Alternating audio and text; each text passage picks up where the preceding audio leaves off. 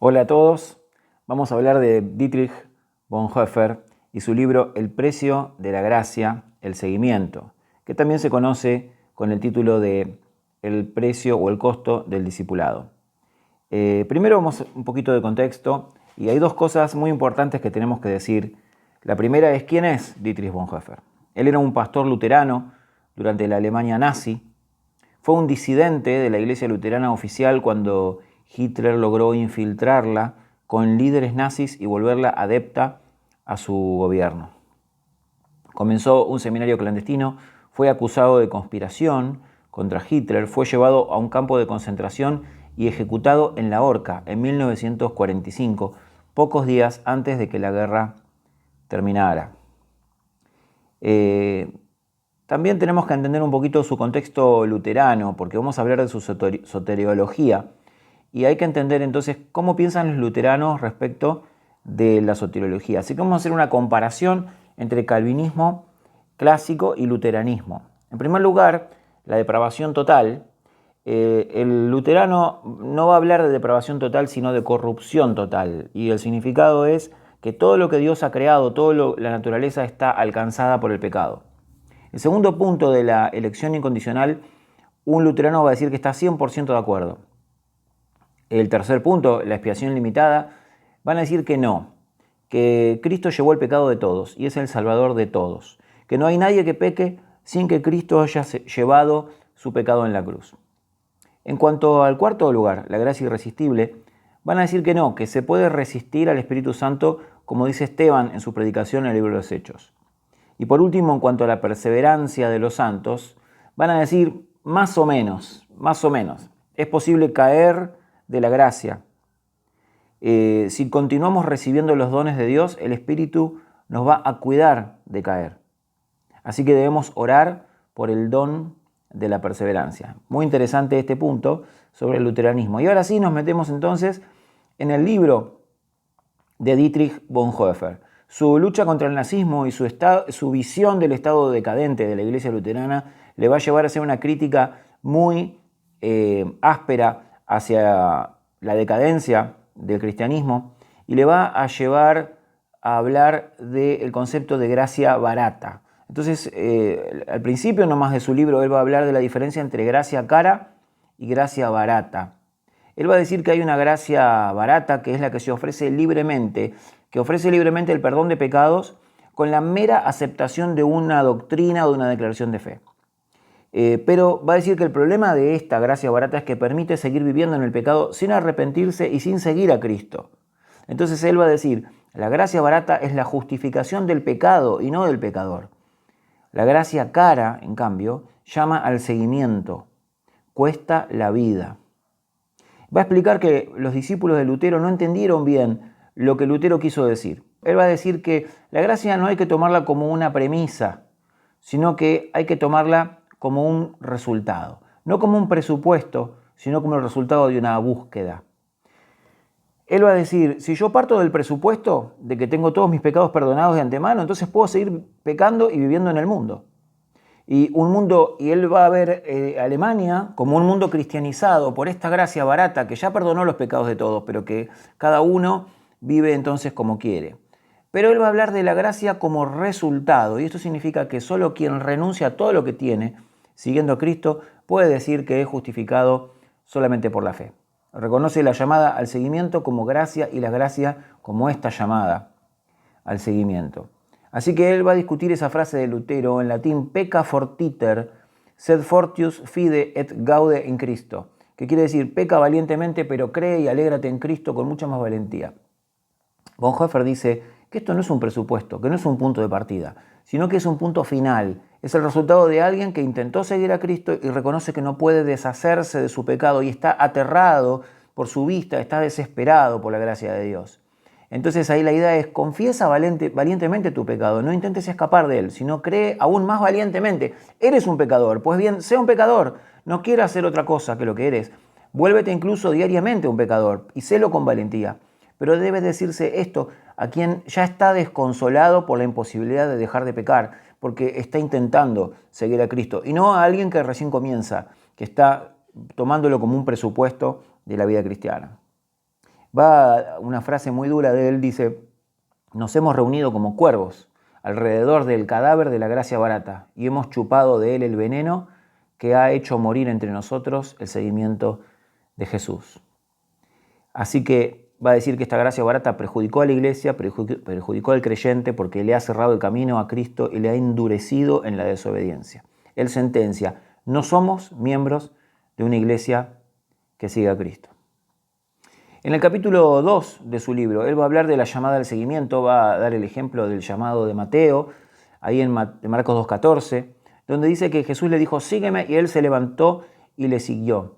Entonces, Bonhoeffer va a explicar de que hay una sucesión inmediata, que no hay ninguna otra explicación. El que llama es Jesucristo porque tiene derecho sobre los hombres. Entonces va a decir que esa respuesta es el único camino a la fe. El único camino hacia la fe es el de la obediencia a la llamada de Jesús. El que ha sido llamado abandona todo lo que tiene y es lanzado a la inseguridad total. Entonces dice que el llamado no constituye una declaración de fe o una palabra de doctrina, algo que el que se convierte tenga que repetir o tenga que confesar, sino que hay una nueva creación de la existencia, un cambio en la existencia. El que ha recibido la llamada tiene que salir de su situación en la que no puede creer para introducirse en la situación que le permite creer. Es muy interesante esta frase. Mientras que Mateo permanezca en su silla de impuestos, él puede adquirir conocimiento doctrinal. Pero si quiere aprender a creer en Dios, es necesario que obedezca. Tiene que obedecer al llamado. Por eso es necesario que cree la situación, que Dios cree la situación en la que se puede creer.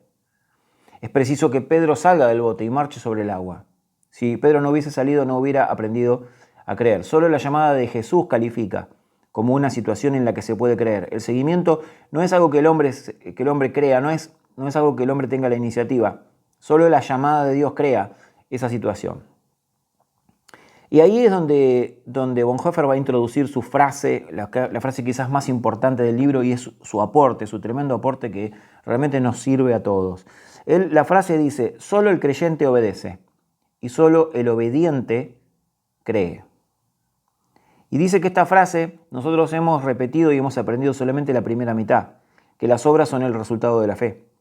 Pero en la segunda mitad dice él que está la clave, que solamente obedeciendo podemos estar seguros de que tenemos fe. Eso se parece un poco más a lo que dice Santiago, ¿no? Él va a decir: la fe solo se da en la obediencia, nunca sin ella. Y en que la fe solo es fe en el acto de obediencia. Dice: para poder creer hay que practicar la obediencia a una orden concreta. Es preciso dar un primer paso de obediencia para que la fe no se convierta en una forma piadosa de engañarse a sí mismo. Dice: todos pueden dar este primer paso. El hombre tiene libertad para ello. Pedro no puede convertirse a sí mismo, no puede hacerse nacer de nuevo, pero sí puede abandonar las redes. Entonces dice: después de haber eliminado conscientemente el peligro de un error sinergista, es posible y necesario dejar espacio libre a este primer acto exterior exigido por la fe. Bonhoeffer va a decir que sigue siendo una obra muerta, que no tiene mérito en sí misma, que es preciso que Cristo haya llamado y solo por su palabra podemos dar ese paso. Luego Bonhoeffer lo aplica de una manera pastoral y él dice: ¿te quejas de que no puedes creer? Abandona el pecado que te mantiene cautivo y podrás creer. Si quieres rechazar la palabra de Dios que te obliga, no recibirás su palabra de gracia. El que no obedece no puede creer, solo el obediente cree. Obedece primero. No digas: no tengo fe para esto. No tendrás fe mientras permaneces en desobediencia. Si crees, da el primer paso, este conduce a Jesús. Si no crees, da este mismo paso. Tienes la obligación de hacerlo, Dios te lo manda. Si recurres a la gracia barata, tu desobediencia va a quedar intacta y la palabra de gracia se va a transformar en un consuelo que el desobediente se dirige a sí mismo, en un perdón de los pecados que él mismo se concede. Pero nunca te vas a sentir perdonado, porque no has sido perdonado realmente. Va a dar el ejemplo del joven rico y del intérprete de la ley. Y va a decir que ellos plantean dudas éticas, preguntas éticas. Por ejemplo, el intérprete de la ley dice: ¿quién es mi prójimo?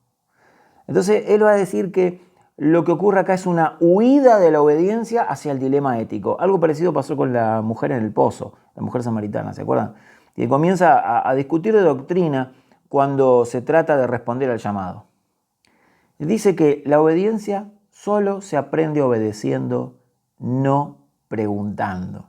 Nuestras preguntas, nuestros dilemas éticos son solo excusas para no obedecer. Nuestro problema de falta de fe no es un problema intelectual, es un problema del corazón, es un problema de la voluntad, es un problema de que no queremos obedecer. Obedeciendo se arregla el problema de la fe. Más adelante va a ser un desarrollo largo y completo sobre el Sermón del Monte. Bonhoeffer lo va a aplicar al grupo de los discípulos. Va a decir que ellos son los bienaventurados porque son un grupo que ha sido separado de la comunidad. Ellos son los bienaventurados. Va a decir que decir Señor, Señor, como dice el Sermón del Monte, que es la confesión de fe de la comunidad. Pero no alcanza, sino el que hace la palabra de mi Padre es el que va a ser salvo. Dice, no nos salvaremos por esta confesión. El que hace es el hombre humilde en el acto de obediencia. Dice, existen muchas formas de interpretar el Sermón del Monte, pero Jesús únicamente conoce una, ir y obedecer. Preguntar, problematizar, interpretar es igual que no hacer nada. En la segunda parte, Bonhoeffer va a hablar de la iglesia, de Jesucristo y del seguimiento. Acá tenemos algunas cosas que nos interesan respecto de la soteriología. Por ejemplo, Bonhoeffer va a hablar del bautismo. No olvidemos que en el luteranismo hay dos sacramentos, el bautismo y la Eucaristía o la cena, y son medios de gracia, Así que Bonhoeffer en su libro va a decir que el bautismo es algo que Dios hace por el hombre. No es una oferta del hombre, sino un ofrecimiento de Jesucristo. Es recibir la llamada de Cristo. Somos arrancados de la soberanía del mundo y nos convertimos en propiedad de Cristo. Bonhoeffer va a hacer una explicación del bautismo, va a decir que es una ruptura con el mundo, que es la muerte del hombre en comunión con la muerte de Cristo. Va a decir que es la justificación del pecado, porque estamos muriendo, entonces al morir somos justificados del pecado. Va a decir que es cuando se recibe el Espíritu Santo. Va a decir los bautizados son la casa en la que habita el Espíritu Santo. Va a decir también que es un acto visible de obediencia, un asunto público, por el cual entramos en la iglesia visible de Cristo. Y va a decir que es un acto único que no puede realizarse dos veces. Va a hablar del bautismo de niños. Va a decir que él no duda que el bautismo de niños sea auténtico, lo confirma, pero como es irrevocable, como no se puede hacer dos veces, debe estar limitado en su uso y solo puede ser administrado donde se puede garantizar que ese niño va a pertenecer a una comunidad que lo va a ir actualizando en la fe, lo va a ir instruyendo en la fe, en la decisión que ha tomado. Por último, va a hablar del cuerpo de Cristo y va a decir que es a través del cuerpo de Cristo que somos salvos.